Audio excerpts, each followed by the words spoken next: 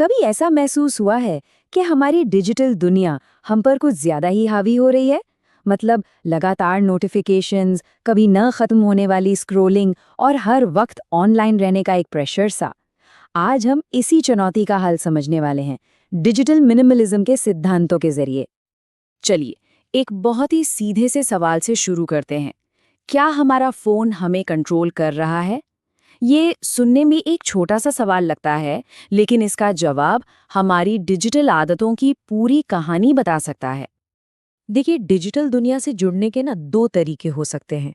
एक है मजबूरी में इस्तेमाल, जहां टेक्नोलॉजी तय करती है कि हमारा समय और ध्यान कहाँ जाएगा। और दूसरा तरीका है सोच समझकर इस्तेमाल, जहां हम खुद उन टूल्स को चुनते हैं जो हमारी असल ज़रूरतों और उसूलों के हिसाब से सही हैं। डिजिटल मिनिमलिज्म इसी दूसरे रास्ते पर चलने की बात करता है। तो असली समस्या है क्या? इसे डिजिटल दुविधा कह सकते हैं।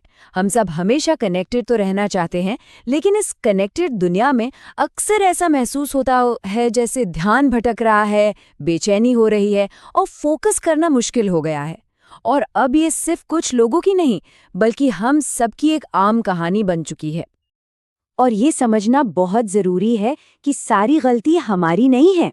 हमारे डिवाइस और ऐप्स को बनाया ही ऐसे गया है कि हमारा ध्यान भटके। हमारे ध्यान के लिए एक लड़ाई चल रही है और हम अक्सर अनजाने में इस लड़ाई को हार जाते हैं।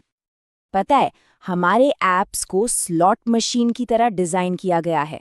हर लाइक, हर स्वाइप, हर नई नोटिफिकेशन हमारे दिमाग में डोपामाइन नाम का केमिकल रिलीज करती है और हमें बार बार वापस आने की आदत पड़ जाती है। ये एक मनोवैज्ञानिक जाल है जिसमें हम आसानी से फंस जाते हैं। और ये जाल बुना जाता है कुछ खास फीचर्स से, जैसे कि इन्फिनिट स्क्रॉल जो कभी खत्म ही नहीं होता, लाइक्स जो हमें वैलिडेशन का एक झूठा एहसास दिलाते हैं, लगातार टपकते नोटिफिकेशंस, अपने आप चलने वाली वीडियोस और वो एल्गोरिदम जो हमें वही दिखाता है जिससे हम स्क्रीन से चिपके रहें। इसका नतीजा क्या होता है? हम शैलो वर्क यानी छोटे-मोटे उथले कामों में ही फंसे रह जाते हैं, जैसे हर ईमेल का तुरंत जवाब देना या सोशल मीडिया पर स्क्रॉल करते रहना। और जो डीप वर्क है, मतलब वो गहरा और फोकस्ड काम जिससे असल में अच्छे नतीजे मिलते हैं, उसे करने की हमारी क्षमता धीरे-धीरे कम हो जाती है। तो सवाल ये है कि लगातार ध्यान भटकाने वाली इस दुनिया का समाधान क्या है? जवाब एक मिनिमलिस्ट यानी न्यूनतमवादी सोच में छिपा है। ये एक ऐसा तरीका है जिससे हम अपनी डिजिटल जिंदगी का कंट्रोल वापस अपने हाथों में ले सकते हैं। तो ये डिजिटल मिनिमलिज्म आखिर है क्या? सीधी भाषा में ये एक सोच है जहां हम बहुत सोच समझकर उन डिजिटल टूल्स को चुनते हैं जो हमारी असल जिंदगी के मूल्यों को सपोर्ट करते हैं और बाकी सब कुछ खुशी-खुशी छोड़ देते हैं।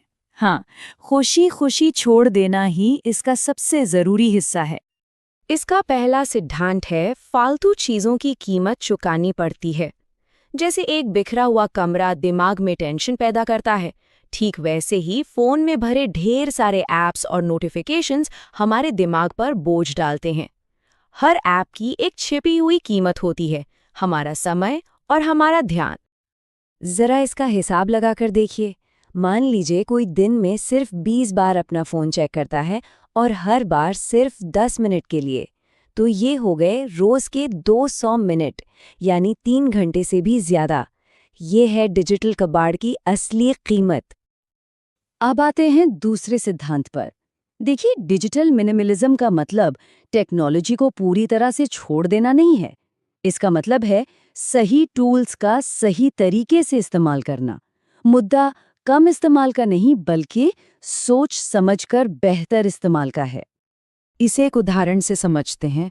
सोशल मीडिया पर घंटों तक बिना सोचे समझे स्क्रॉल करते रहना कम इस्तेमाल हुआ। भले ही आप कम समय करें, लेकिन सीधे किसी दोस्त को फोन करके उससे बात करना बेहतर इस्तेमाल है। या रैंडम वीडियोस देखने के बजाय कुछ नया सीखने के लिए जानबूझकर यूट्यूब का इस्तेमाल करना। और तीसरा और सबसे जरूरी सिद्धांत है, इरादे से काम करने पर एक गहरी संतुष्टि मिलती है। जब हम सोच समझकर यह चुनते हैं कि किस टूल का इस्तेमाल करना है और क्यों, तो हम सिर्फ अपना समय नहीं बचाते, बल्कि अपनी जिंदगी पर ज्यादा कंट्रोल और एक अलग तरह की खुशी महसूस करते हैं। तो अब जब हम सिद्धांत समझ गए हैं, तो सवाल ये है कि इसे लागू कैसे करें। इसके लिए एक जबरदस्त एक्शन प्लान है, जिसे कहते हैं 30 दिन का डिजिटल डीक्लटर। चलिए देखते हैं कि यह कैसे काम करता है। ये एक सिंपल 3 स्टेप का प्रोसेस है।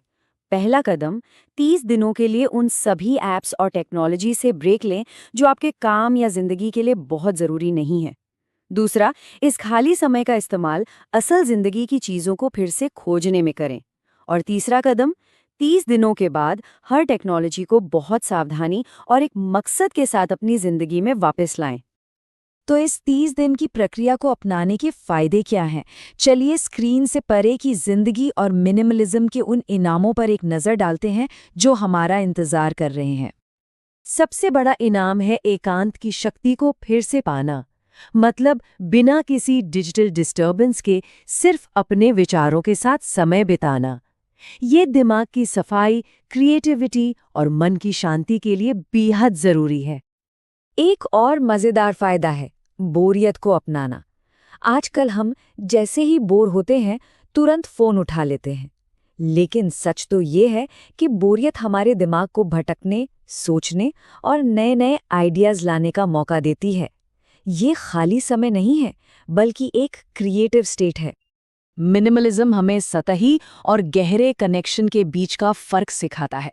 सोशल मीडिया पर मिलने वाले लाइक्स और कमेंट्स, ये सब उथले कनेक्शन हैं, जबकि असल दुनिया में दोस्तों और परिवार के साथ आमने सामने बैठकर की गई गहरी बातचीत वो असल रिश्तों को मजबूत करती है। या कुछ प्रैक्टिकल तकनीकें हैं जिन्हें तुरंत लागू किया जा सकता है। फ़ोन के लिए बेडरूम को नो फ़ोन जोन बनाइए। सोशल मीडिया के लिए कोशिश करें कि सिर्फ डेस्कटॉप पर ही इस्तेमाल करें। काम के लिए बिना डिस्टर्बेंस वाले डीप वर्क के लिए कैलेंडर में समय ब्लॉक करें। और जिंदगी के लिए कोई ऑफलाइन हॉबी या शौक अपनाएं। और अंत में कैल न्यूपोर्ट का ये शक्तिशाली संदेश सब कुछ समेट देता है। टेक्नोलॉजी का इस्तेमाल सिर्फ इसलिए मत करिए क्योंकि वो मौजूद है।